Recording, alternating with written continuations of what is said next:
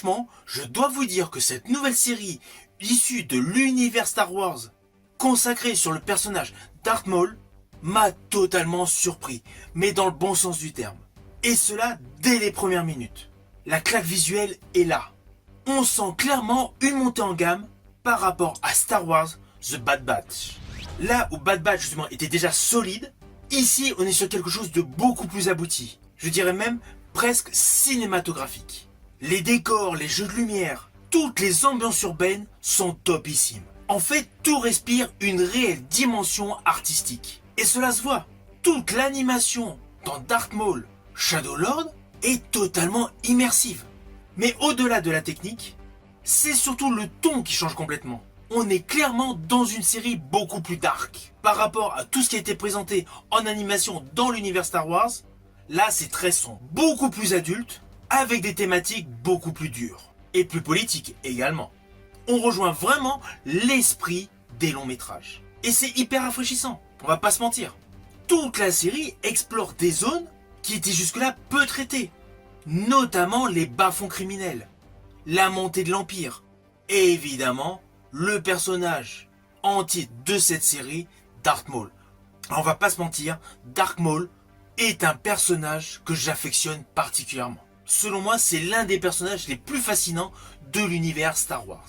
Et ici, justement, il est traité avec une vraie profondeur. On retrouve ce côté obsessionnel, cette rage intérieure, mais aussi une complexité psychologique qui le rend en fait tragique. Alors évidemment, les épisodes prennent le temps d'installer tout ça.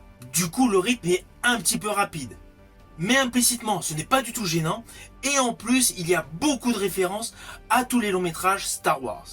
C'est indéniable, Dave Filoni est un vrai fan de la saga. Car ici, rien n'est gratuit. Chaque élément, chaque clin d'œil s'inscrit tout simplement dans une continuité. Cette série ne vous prend pas du tout par la main. Elle suppose déjà que vous connaissez l'ensemble de l'univers Star Wars. Et du coup, pour tous les fans, c'est un vrai régal. Alors d'ailleurs, sur les 6 premiers épisodes, on a aussi une structure qui se rapproche davantage des séries modernes que des anciennes productions animées Star Wars. Comme j'ai dit justement, The Clone Wars. On est plus sur des épisodes avec une histoire isolée, mais sur un arc narratif continu. Avec évidemment une montée progressive des enjeux, ce qui renforce implicitement l'immersion. Alors d'ailleurs, petit point intéressant, la série me rappelle un peu ses projets plus expérimentaux autour des Sith, avec ce côté introspectif et sombre, comme la mini-série Tale of the Sith. Mais ici, bien naturellement, c'est beaucoup plus poussé. On est presque à la frontière du thriller et du drame psychologique, ce qui est totalement révolutionnaire pour un animé.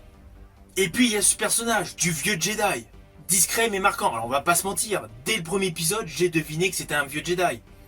Mais son personnage apporte une vraie opposition morale. Sa présence donne une dimension supplémentaire à l'histoire qui est extrêmement édulcorée. En fait, il y a un réel équilibre entre la lumière avec ce vieux Jedi et l'obscurité et Darth Maul. Sans oublier naturellement le personnage important qui vient d'apparaître dans l'épisode 5. Ceci dit, pour tous les aficionados du fameux duel entre Darth Maul et Qui-Gon Jinn dans le film Star Wars, toute la fluidité des mouvements de Darth Maul, vous allez prendre un réel plaisir au début de l'épisode 6 où justement on voit Darth Maul s'entraîner. Naturellement, je n'irai pas plus loin, je ne veux pas du tout vous spoiler. Mais en tout cas, je peux vous affirmer que j'estime que ces 6 premiers épisodes de Darth Maul Shadow Lord sont une réussite.